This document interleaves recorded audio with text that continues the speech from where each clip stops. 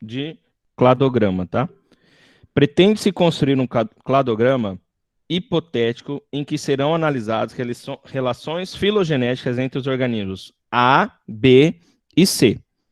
Para isso, deve-se analisar comparativamente, fazendo comparações, 4 caracteres homólogos presentes nos grupos, sendo que os caracteres primitivos do grupo externo Y já foram determinados. A partir dessas informações, foi montado a seguinte matriz de dados. Então, eu tenho, ó, caráter 1, caráter 2, caráter 3 e caráter 4. Daí eu tenho um grupo externo, Y, o grupo A, o grupo B e o grupo C. As condições derivadas são as únicas usadas para determinar os grupos de organismos e podem ser apontadas no clado e a cada passo é determinada por ela. Assim teremos, ó, Y, A, B e C. Notem, pessoal, vamos pegar as características aqui. Notem que essa imagem ela tem relação com essa imagem aqui, ó, na filogenética. Notem que é o mesmo formato, ó, que a gente representa, tá?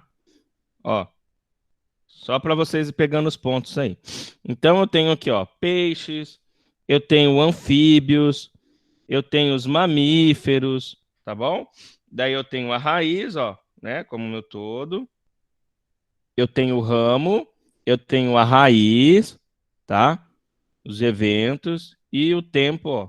Tempo começa ponto zero e o tempo atual, né? Os dias dentro da minha anagênese, né? Ok.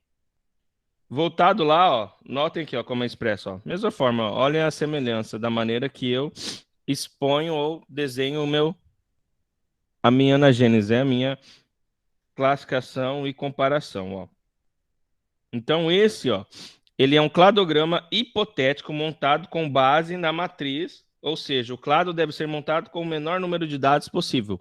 Eu não vou precisar, gente, né? Depois que eu tenho uma matriz, aqui, por exemplo, ó, com algumas informações, aqui está genérica, tá? Aqui eu não estou se referindo a nenhuma espécie específica, ou não, estou colocando de maneira genérica, só para vocês compreenderem o desenho. Os gráficos, os dados, as informações, elas são feitas para quê? Para mim representar de uma maneira mais simples, né? Para um leitor, para alguém que não tem o conhecimento a fundo da situação. Então, ele vai conseguir olhar e visualizar de uma maneira mais simples, mais fácil. Eu não vou precisar expor todas as minhas informações desse quadro aqui, tá? Dentro do meu cladograma, tá? Eu vou colocar informações básicas, tá? Algumas informações características. Então, notem, tá? Quer ver? Ó, eu vou fazer um paralelo para vocês entenderem aí. No Y,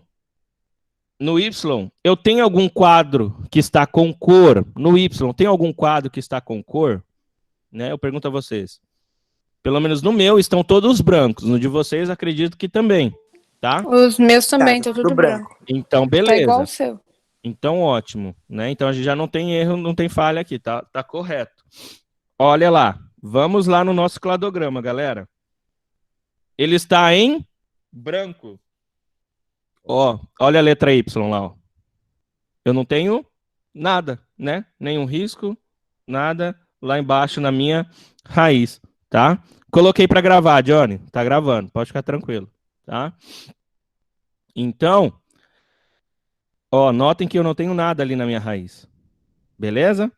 Agora voltando lá, ó. Eu vou ter que ficar fazendo esse paralelo aí, né? Para vocês visualizarem, fica melhor. Apesar que vocês estão com a apostila aí, né? Mas, olha lá. Na letra A, no grupo A, ó, no intervalo, lá no número 1, eu tenho um quadrado da cor roxa. Tá vendo? Uma cor roxa, lilás, né? Como vocês quiserem.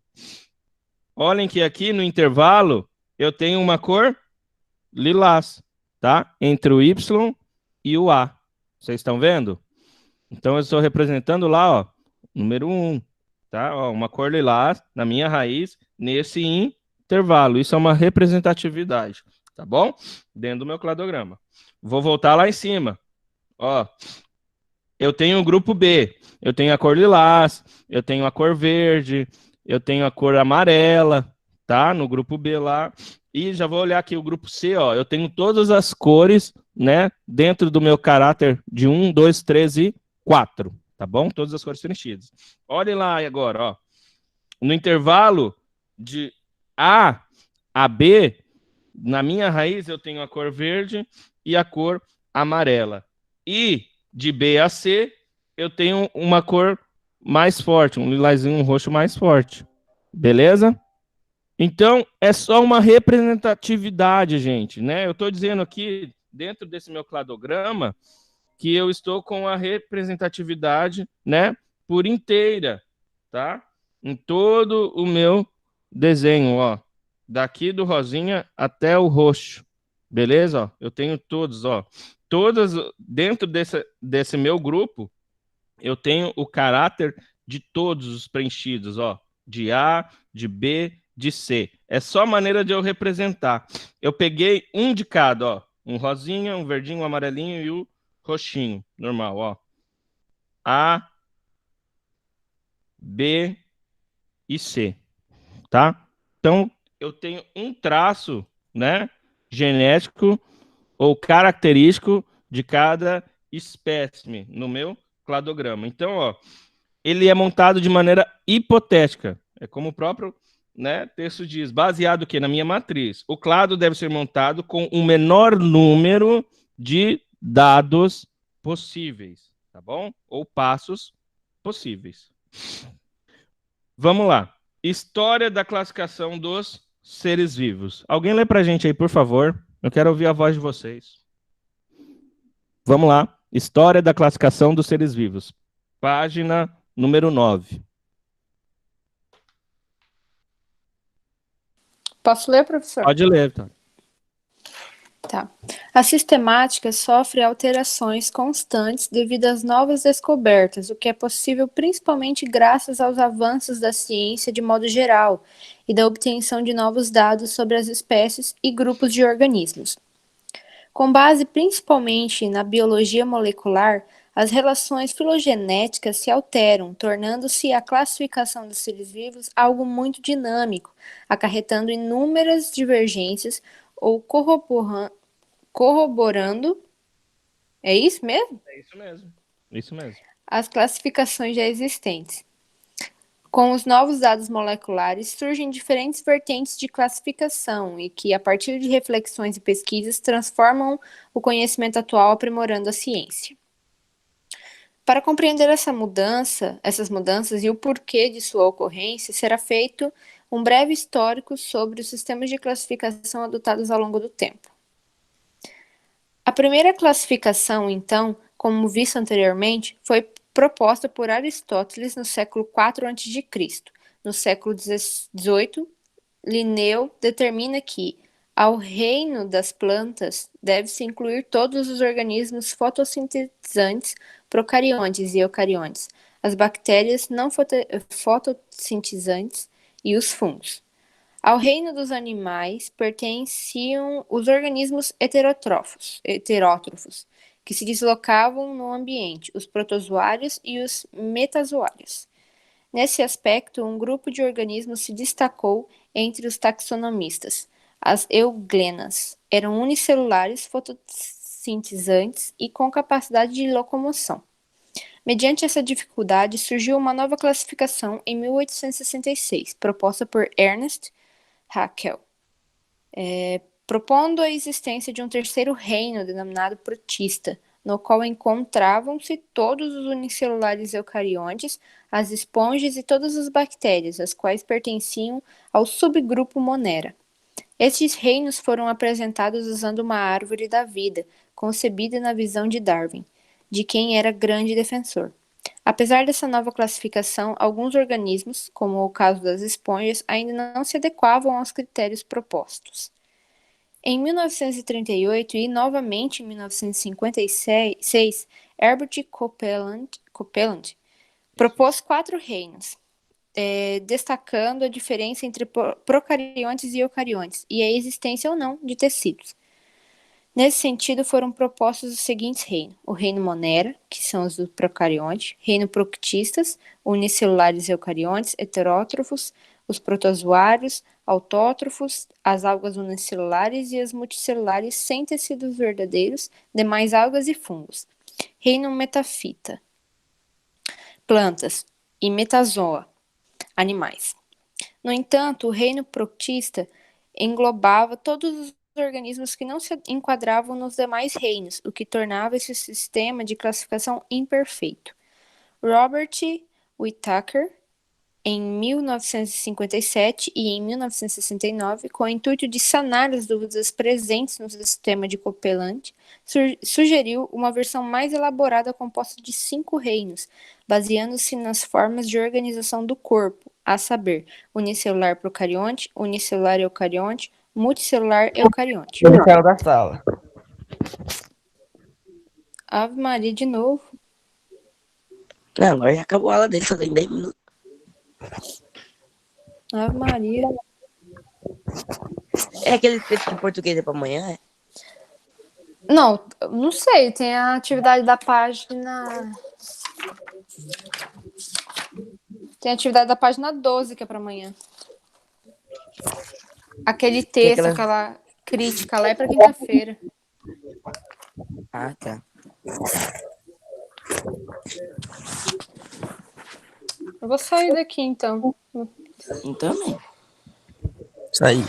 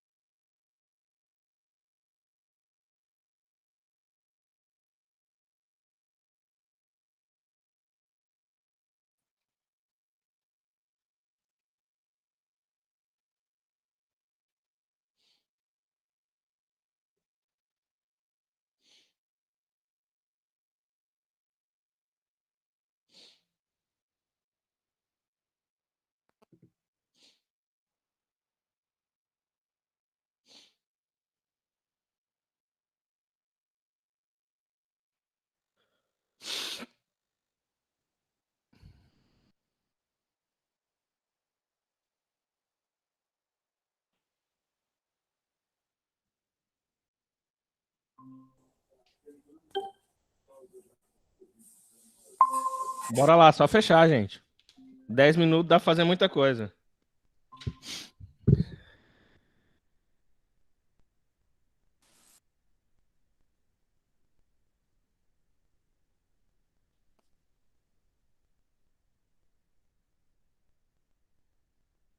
Vitória, Eu. vai lá. Só volta, Tá. só volta aqui do parágrafo de Robert lá, o último, hein? Só...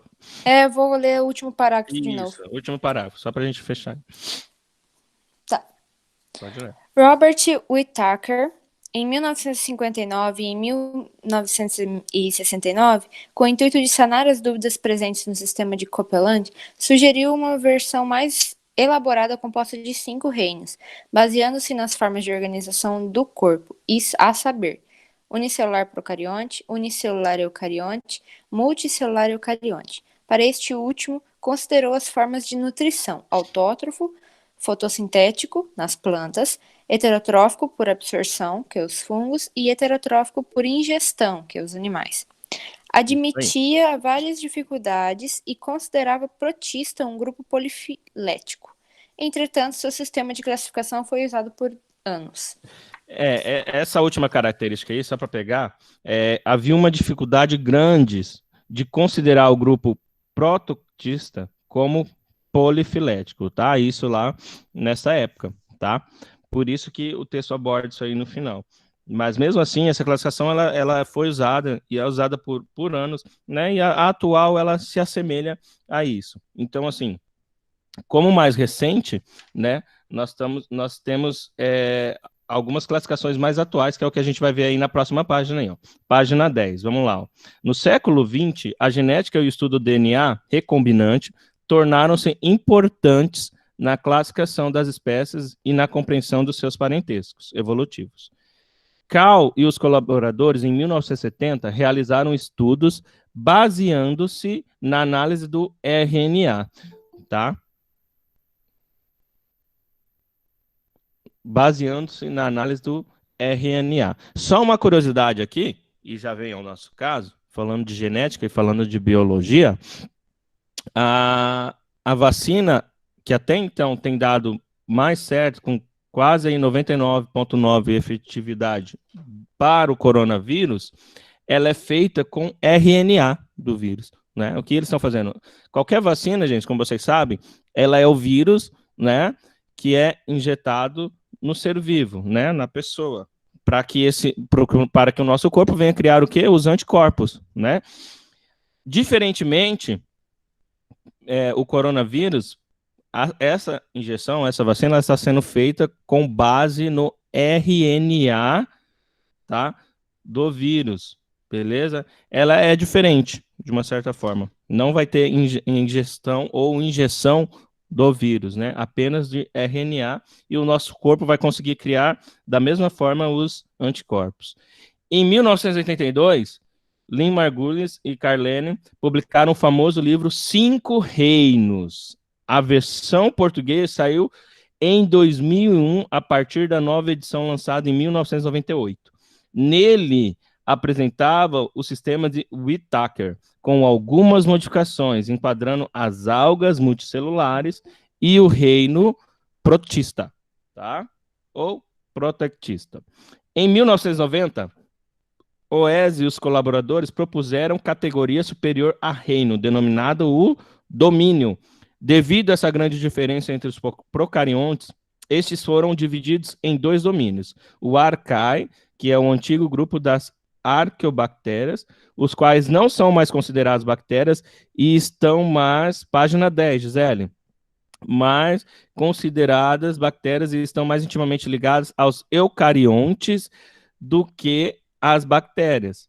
Afirmação possível graças ao avanço da genética e a biologia molecular, e o domínio bactéria, o qual agrupa todas as bactérias existentes. No domínio da eucária são encontrados os fungos, as plantas, os animais, os vários outros reinos independentes ou tratados por Whittaker dentro de um reino protista e por Margulis no reino protista. Sendo assim, segundo a classificação mais atual que nós temos, os reinos moneras e protistas deixaram de existir, por se tratar de grupos polifiléticos. Os reinos moneras e protistas são empregados como coletivo de bactéria e de protozoários e algas, portanto, sem valor taxonômico. Beleza? Então, aqui, ó, no texto, ao lado, nós temos o gráfico aí, ó, os domínios: bactéria, arqueia, eucária. Então, as bactérias, o reino, né, o reino das arqueias e os reinos eucariontes. Tá? Diagrama da classificação biológica em 3 domínios propostas por Oese e os seus colaboradores. Lá em cima ainda eu tenho, ó, bactérias, cinobactérias, metafita, que tem os autótrofos, fotossintetizantes, as algas, as plantas. Daí eu tenho o fungi, que é o reino dos fungos, eucariotos, unicelulares, multicelulares, sem tecido. E o metazoa, tá? São os embriões com cavidades, heterótrofos, por nutrição ou por ingestão. E eu não vou atrasar a aula do outro professor, né? Vamos parar por aqui. Próxima aula a gente, né, finaliza aí e faz atividade junto em sala. Tá beleza, galera? Obrigadão pela atenção de vocês, tá? Valeu, abraço e até a próxima aula. Até amanhã. Tá? Tchau, professor. Tchau. O vídeo salvou tudo. Depois vocês dão uma olhada lá no vídeo, tá? Eu vou postar. Tá bom, então. Tá bom? Tá. Tchau. Tchau.